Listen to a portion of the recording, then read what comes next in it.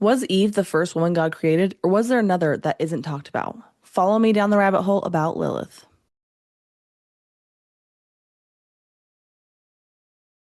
Hello, friends, and welcome back to the rabbit hole. I'm your host, Danny, and today we are talking about the first woman ever created, which we're going to argue was actually Lilith. Thank you, John, for requesting this episode. And before we get started, of course, I love to thank our sponsors. So thank you, Wise Wolf Gold, for sponsoring my podcast. If you guys want gold and silver delivered straight to your front door for as little as $50 a month, go to rabbithole.gold right now. That tells them that you're shopping with us, that you heard about them from us, and it just helps them know where their advertising money is going and that is actually going to good work.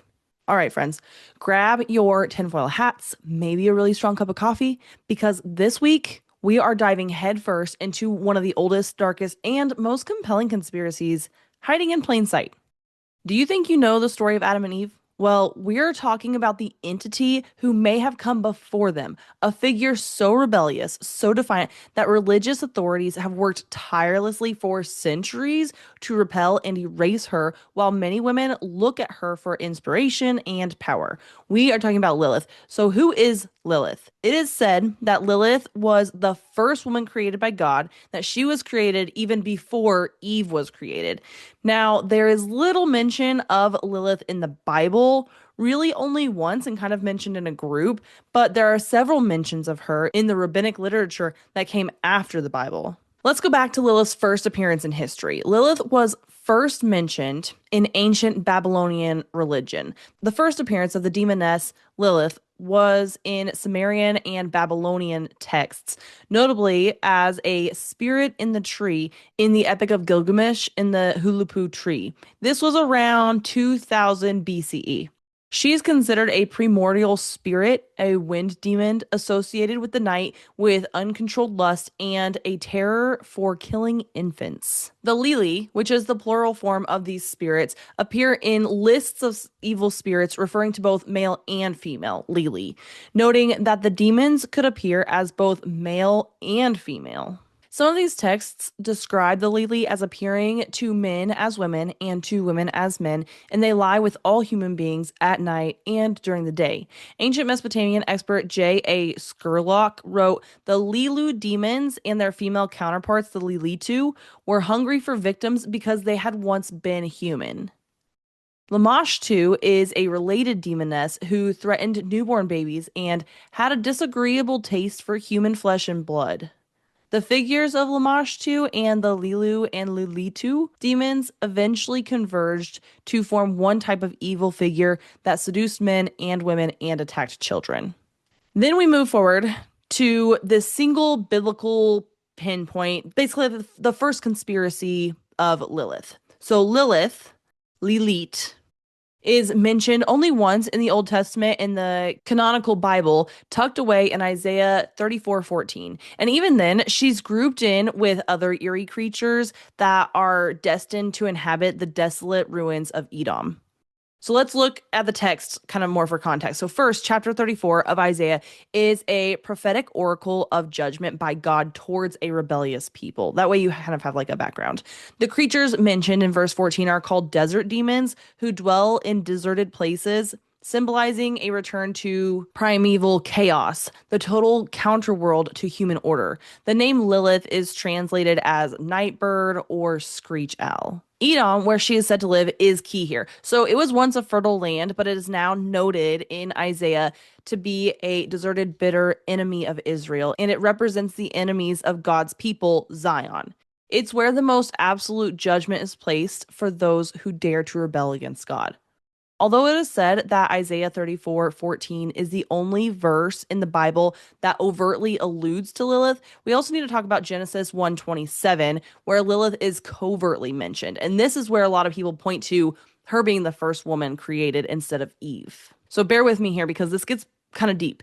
There are many different thoughts and opinions about the Bible. So if you need, research this one on your own. I know that I'm going to piss some people off. The English Standard Version says this: "So God created man in his own image. In the image of God, he created him. Male and female, he created them."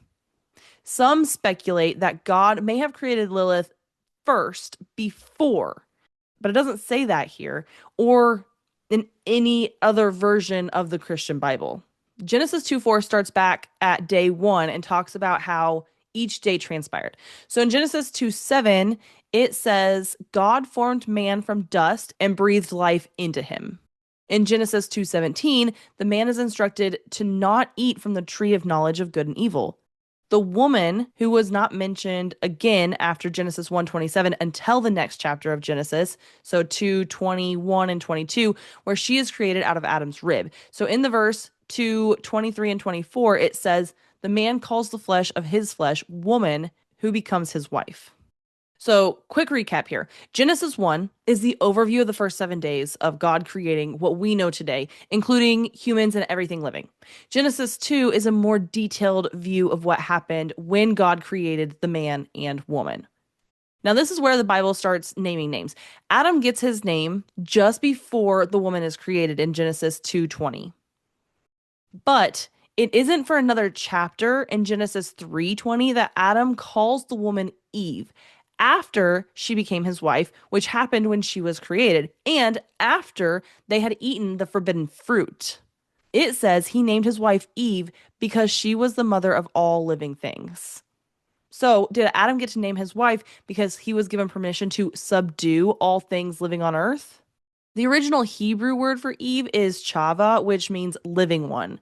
The original Hebrew word for Adam is Adama, meaning earth or dirt, which makes sense because he was created from the dirt. Just a side note, God never told Eve not to eat from the tree. He only told this to Adam. We're assuming that Adam told Eve, but Eve was the one that ended up eating from the tree and then convincing Adam to also eat from the tree. Now let's get back just for a bit.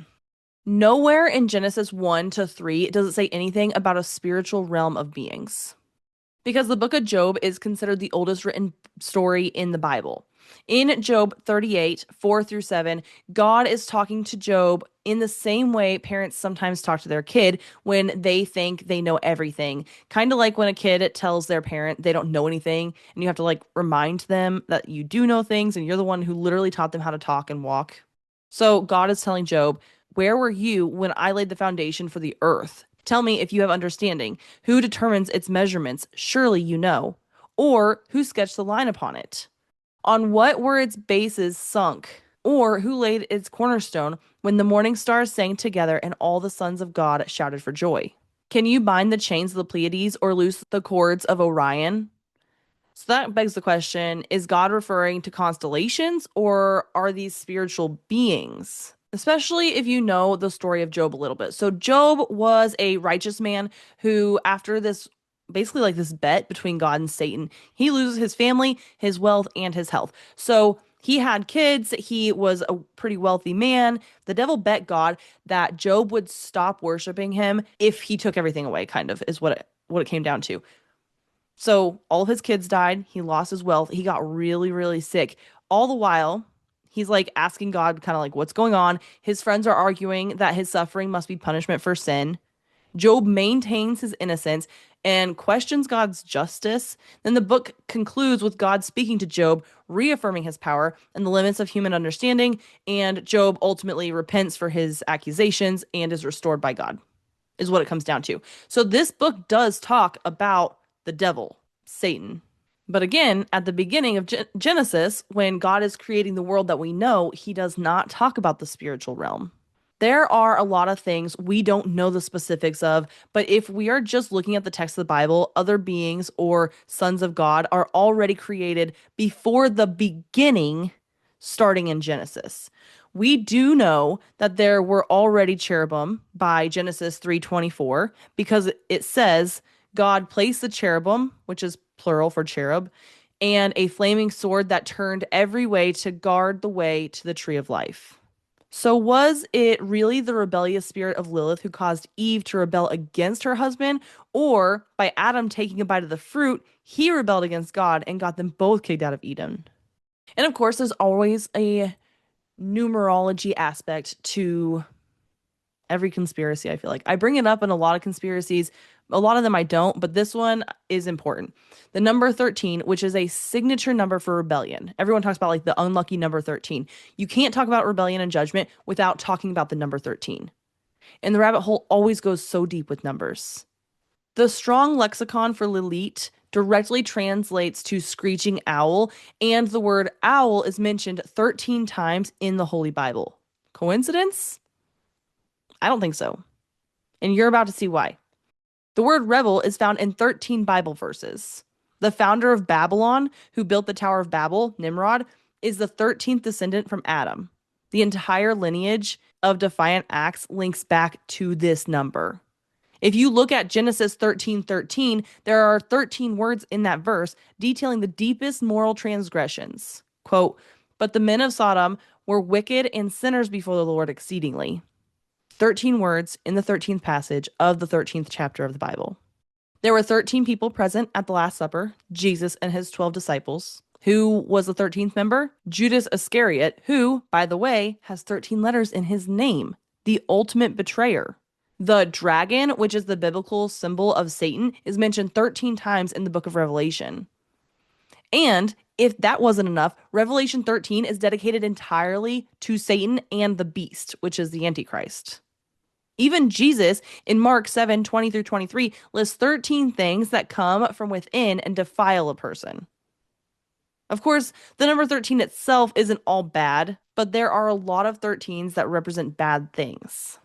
But let's get into the most popular conspiracy, that Lilith is Adam's first wife. The most talked about conspiracy theory surrounding Lilith is that religious authorities, especially the Jewish rabbis, suppress the idea of a co-created entity by recasting her as a demonic force. The Alphabet of Ben Sira myth, this medieval text, introduced the widespread folklore that Lilith was Adam's first wife, created at the exact same time and from the same earth. But she was defiant and strong-willed. She refused to be subordinate during intercourse, arguing that they were co-creations. And when Adam refused to accept her non-subordination, she just was not having that. So she spoke the ineffable name of God and flew away from Eden. And then she was demonized. So her escape and refusal to return, even when threatened by God's angels, resulted in her becoming the archetypal anti-mother and the terror of infants and women in childbirth. Her independence was punished by turning her into a demonic creature. It is believed she gets her revenge by attacking the lineage of the women who submitted to the hierarchy, like Eve. So then it makes me wonder and question, was she the serpent that came to Eve to convince her to eat from the tree of knowledge of evil and good? So she has become the queen of the other side. Lilith's character solidified in later tradition, emphasizing her sexual, nocturnal, and cosmic power, the kind of pure, unfiltered power that traditional authority cannot tolerate. In the Talmud, Lilith is characterized as a winged night demon with long hair who specifically attacks men sleeping alone, often seducing them to create more demons from their seed. She represents the ultimate uncontrolled sexuality that exists outside of the sanctioned order. There is evidence of the use of magical bowls. This is material proof of the fear. Incantation bowls confirmed the widespread terror of her as a hag and snatcher who steals children, often depicting her naked and chained, a clear, desperate attempt to bind her power. In the Kabbalah and the Sitra Ara, Lilith goes cosmic. In Jewish mysticism, the Zohar, Lilith becomes the permanent partner of Samuel, the head of Satan, and queen of the Sitra Ahar, the other side, or evil realm. She functions as the dark mirror to the divine presence. She's the cosmic engine of rebellion. Angelic protection was used to ward off Lilith because the fear of her was widespread. Customs and amulets featuring the names of the angels Sinoi, Sansinoi, and Semengloth were used to protect newborns from her deadly grasp, indicating a persistent, real-world fear of her primal controlling nature. But not only was she the queen of the other side, but she's also the queen of the night, or considered the queen of the night. The Burney relief is a clay plaque that was removed from Iraq between 1920 and 1930, though the official context and origin is unknown. The plaque made its way to London by a Syrian antiques dealer. Captain Sidney Burney of the World War I English Army and the president of the Antique Dealers Association in London purchased the relief and had it repaired. The plaque is of a woman with an owl on each side of her head, and she is standing on two lions. The plaque is said to be a representation of a few different goddesses slash demonesses, but the owls leaned most to believe that this is actually Lilith. In 2003, the British Museum acquired the plaque for 1.5 million pounds. The plaque was analyzed by historian Thorkild Jacobson, who believes it is over 3,000 years old. Lilith may be related to the cherubim according to sources from the Zohar. Lilith may have originated from the energy or quality of the cherubim's flaming swords. Zohar 1, 119b states, quote, "She approached the gates of paradise on earth and saw the cherubim guarding the gates of paradise and down facing the flaming sword, for she originated from the sword. When the flame evolved, she fled," end quote. Lilith is connected to the cherubim dating back to Mesopotamia. The Mesopotamian definition of the word cherub is blessed ones. Cherubim were divine beings, possibly lower level deities.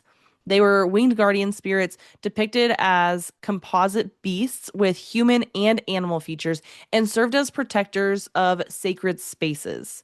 Cherubim were associated with great wisdom and keepers of knowledge and records, basically gatekeepers. Cherubim are noted as guarding the fixed stars and the fixed constellations. Lucifer was originally a beautiful angel with the name meaning morning star or light bearer.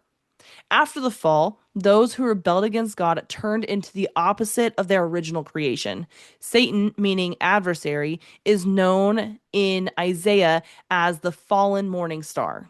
It would only make sense that the cherubim would become the opposite of what they were meant to do as well, basically like demons. So, for example, instead of protecting knowledge and wisdom, it would freely be given. In an ancient fragment from the Key of Solomon, known for his great wisdom and extreme downfall, Lilith is described as the demon of debaucheries. If Lilith was a cherubim, it is likely she was the guardian of the tree of knowledge, which is why the serpent could provide the source of knowledge and why God cursed the serpent to crawl on its belly and eat dust, meaning it couldn't have been the serpent that we know of today. This implies the serpent was not originally a serpent, but was something else. In the Holy Bible, Numbers 5:11 through 31, the bitter water ritual to detect adultery consisted of a priest preparing holy water with dust from the ground. The mixture would be given to the accused woman, along with a curse that if she had already committed adultery, her womb would swell and her thigh would fall away, basically like drop to the ground, and she would be a curse among her people. If she had not committed adultery, then she would be free and could conceive children. This is the same curse of the serpent and in line with the spirit of Lilith. Ezekiel 28 describes the king of Tyre as being a beautiful, perfect cherubim who fell due to pride. This really begs the question, was Lilith the serpent behind the fall? The creatures depicted in the Bible that are often attributed to qualities of Satan, like the serpent, the dragon, or the beast, what if these are just depictions of demons? The Bible says that Jesus defeated Satan. Could demons like Lilith, the serpent, be doing all the work of a defeated Satan? So this takes us to the next question. Is Lilith the servant of the Anunnaki goddess Ishtar, or could she be her rival? Ishtar was known in ancient Mesopotamia for being the goddess of love and fertility, war and vengeance. She was a central figure in the Epic of Gilgamesh. Ishtar is in the class of Mesopotamian gods called the Anunnaki. She is known as Inanna. She is said to be associated with contradictory forces like destruction and creation, and her cult included roles for prostitutes, non-binary priests or demons called Gala, and farmers seeking rain for crops. Ishtar influenced political and social structure in early civilizations. She had a widespread cult following in the ancient Middle East, where she supposedly absorbed numerous local goddesses over time, making herself more powerful. In ancient Mesopotamian texts, Lilitu or Lilith is considered a handmaiden or attendant to the goddess Ishtar. Lilith, who, as we know, can be both male and female, is considered a non binary priest, known as a demon in ancient Mesopotamia. She's often portrayed as a prostitute working for Ishtar, sent to lead men astray.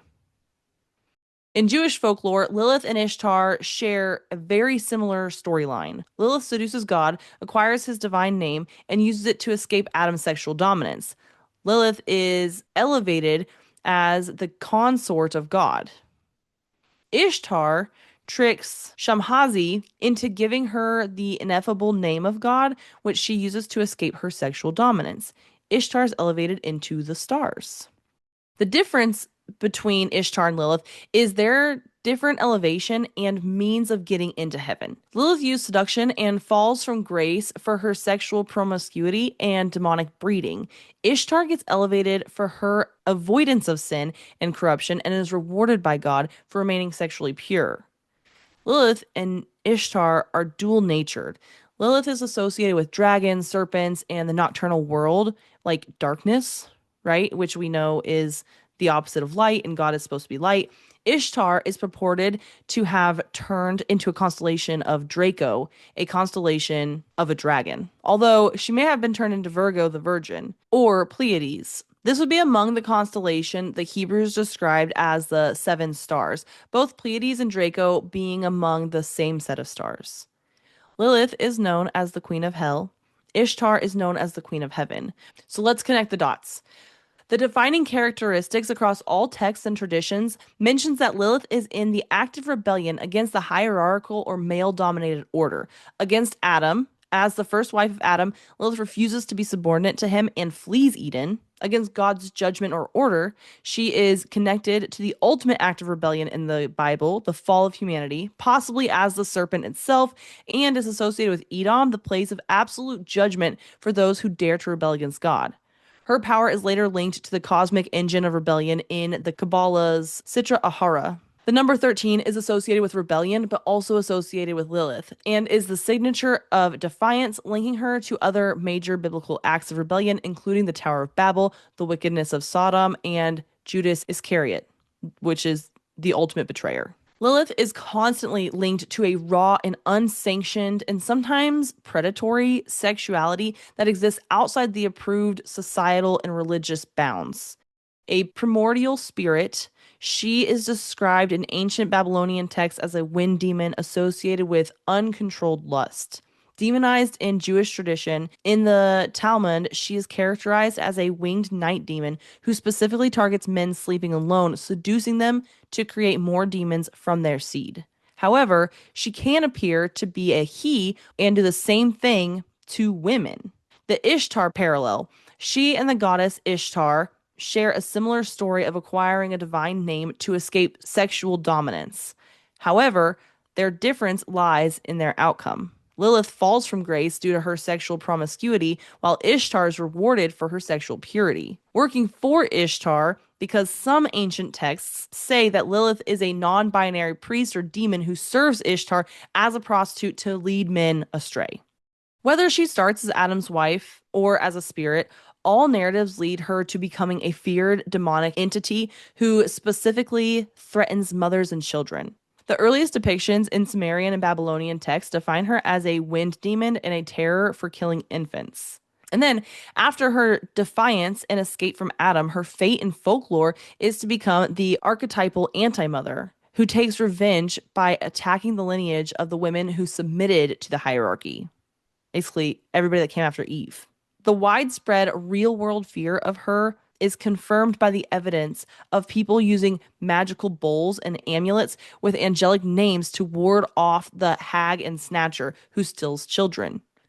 Lilith may be a figure from a cosmic or spiritual realm that existed before the Eden story ever existed. Which brings us to the cherubim link. Sources from the Zohar claim she originated from the flame of the cherubim's flaming sword, suggesting a powerful celestial origin. If she was a cherubim, she was likely a winged guardian spirit and a keeper of knowledge.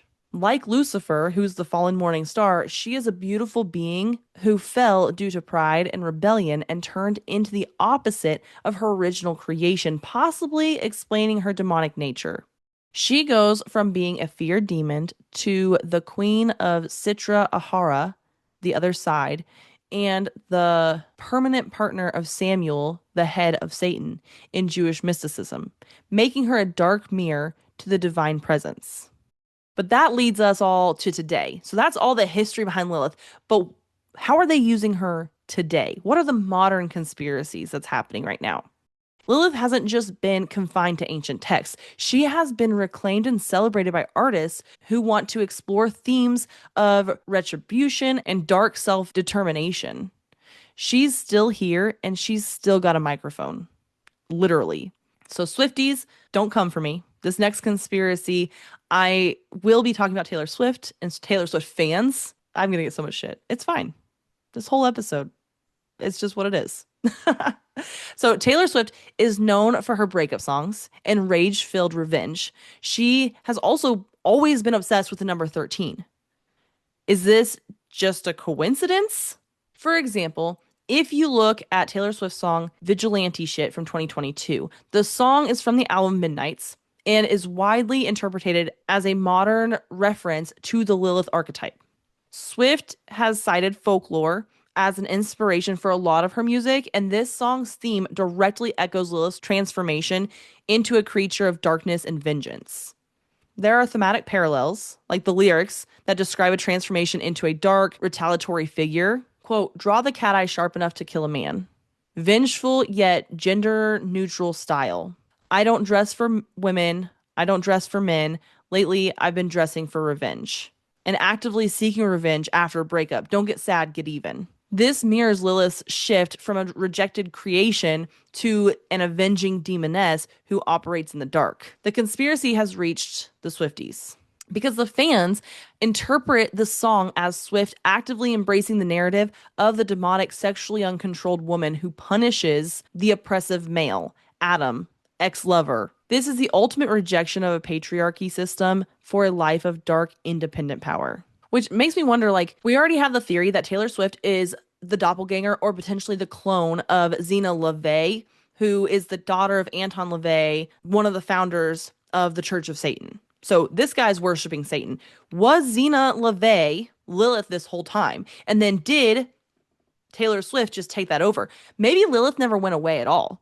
Maybe she's just jumped into different people, and that could be why Taylor Swift is so popular. And you have this huge feminist movement right now where, like, fuck the patriarchy, like, we don't need to submit to men. This whole movement, which is very Lilith-esque, if you ask me. But then we also have Beyonce, because, like, she might also be under the influence of the Lilith spirit. Beyonce is well known for her refusal to submit. Instead, she is widely seen as an icon, self-sovereign, even like calling herself Queen Bee and like having the beehive, which is made clear particularly in her album Lemonade. Beyonce is unapologetic about commanding power and projecting an image of eroticism. She often celebrates female sexuality, challenging traditional views of womanhood. Her album Lemonade and many others are noted as revenge albums. One of her songs, Denial, says, quote, I drank the blood and drank the wine. I sat alone and begged and bent at the waist for God. I crossed myself in thought. I saw the devil. I grew thickened skin on my feet. I bathed in bleach and plugged my menses with the pages of the holy book. End quote.